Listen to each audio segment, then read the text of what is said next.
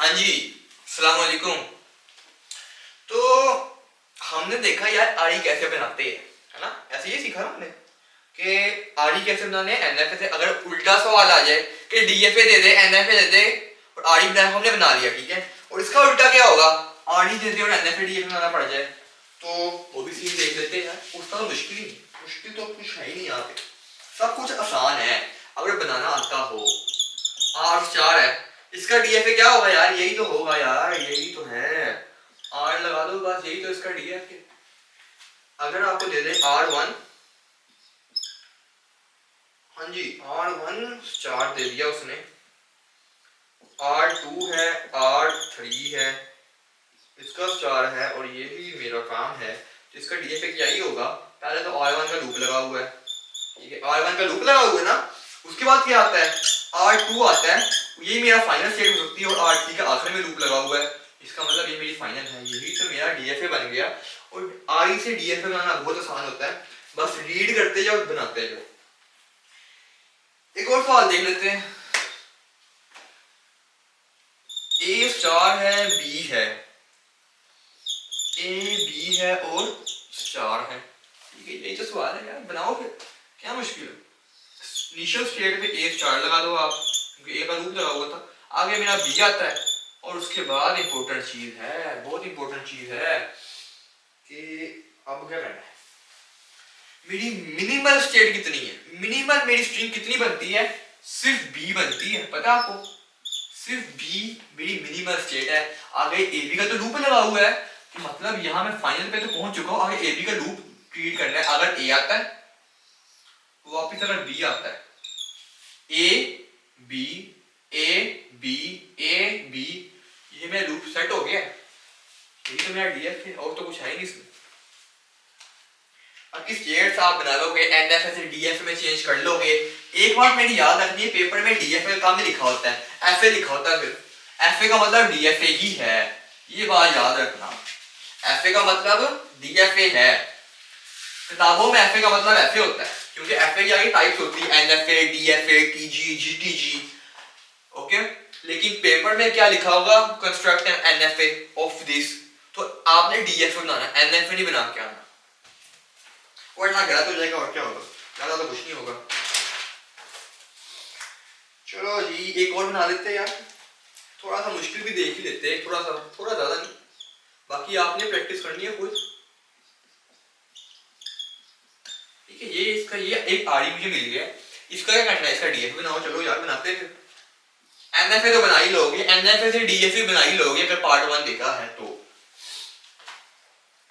क्या है था, क्या जी, अगर मेरे पास ए आता है, क्या पहले समझते क्या सीन क्या है। एक ये स्टार है, एक स्टार ये है, मतलब मेरी मिनिमल स्ट्रिंग क्या है, ए, ये मेरी मिनिमल स्ट्रिंग है, तो क्यों ना पहले ए को ट्रीट कर ले लादा, यही तो है मेरा। आगे क्या इसको ट्रीट करना है, कोई मसला है कोई है ही नहीं यार, क्या है मसला। ये लो भाई, बी यहाँ पे आया, ए लेके वापिस आया, ये मेरा एक ट्रीट हो गया लूप।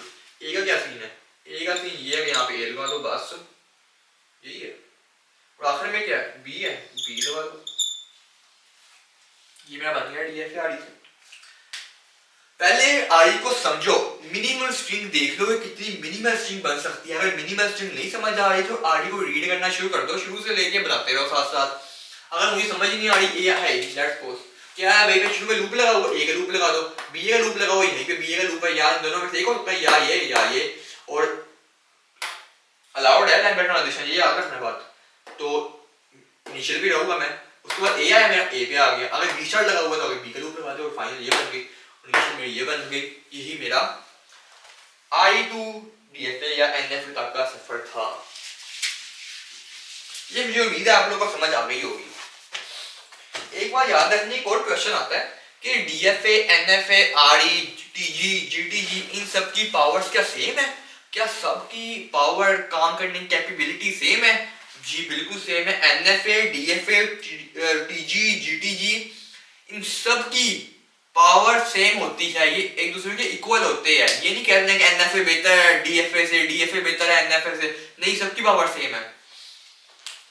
हमें कभी कभी लगता है कि ऐसा है, लेकिन है नहीं ऐसा।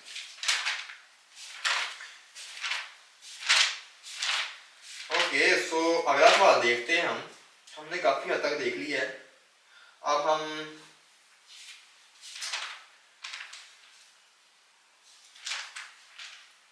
एक और सवाल मैं आपको देता हूँ, ठीक है।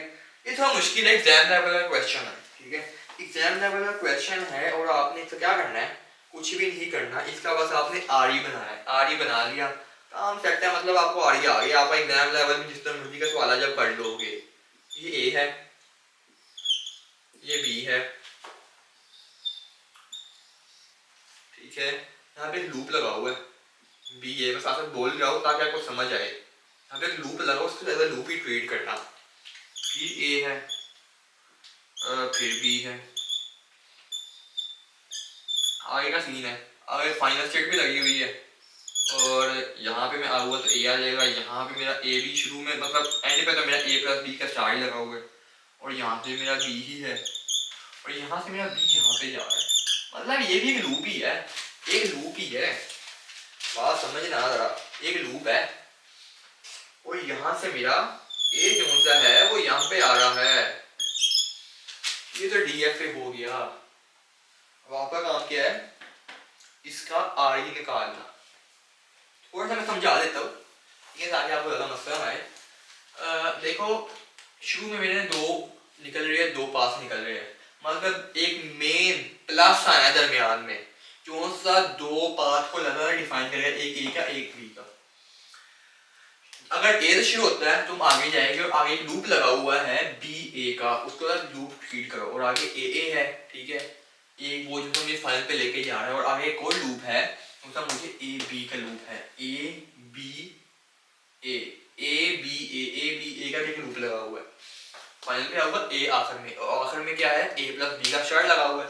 और यहीं पे वो सीन है कि यहाँ से बी है, और यहाँ पे भी एक लूप लगा हुआ है, बी ए और बी का, ठीक है।